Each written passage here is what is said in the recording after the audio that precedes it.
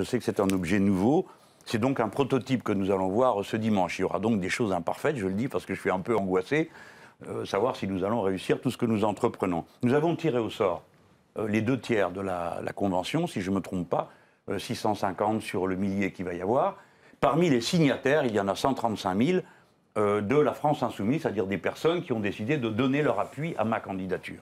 Pourquoi avons-nous tiré au sort? Pas parce que c'est plus démocratique de tirer au sort, c'est un débat qui est très ouvert, mais parce que nous ne voulions pas d'élection, car élection voudrait dire que nous deviendrions un parti, avec des plateformes, des tendances, des textes d'orientation, et des gens se présentant à cette convention au nom d'une chose ou au nom d'une autre. En réalité, la convention, son objet est réglé, puisque le programme a été mis en discussion, a été élaboré pendant 7 mois par des contributions individuelles, sur la base du programme L'Humain d'abord que j'avais déposé. Il y a eu des auditions, il y en a eu 16 ou 17, hier soir j'ai encore participé à la 18e sur les logiciels libres, bref.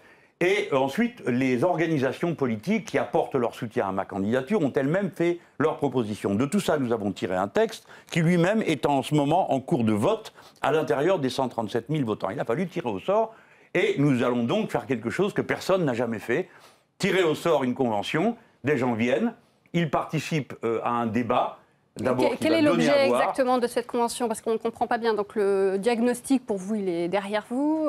Oui. Le programme, visiblement, c'est fait également. Donc qu'est-ce qu'ils vont faire, ces gens? D'abord, nous allons, vous m'interrogez sur les choses que nous allons factuellement faire. D'abord, nous allons transmettre le document. C'est un acte que je ne pouvais pas faire de moi-même. J'ai pensé qu'il fallait le faire du mouvement lui-même. C'est la présentation du programme, en fait. Oui.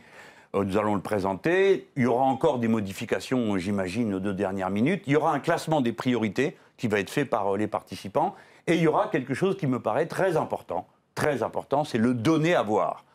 Nous avons commencé à le faire avec le défilé de la France insoumise le 5 juin dernier à Stalingrad. C'est le moment où l'on donne la parole à ceux qui ne l'ont jamais. Par exemple, des syndicalistes, par exemple, des lanceurs d'alerte, par exemple, des gens qui, dans la vie quotidienne, incarnent des choses dont vous n'avez pas idée, moi non plus, parce que je ne le vis pas, mais qui sont les problèmes de la vie de tous les jours.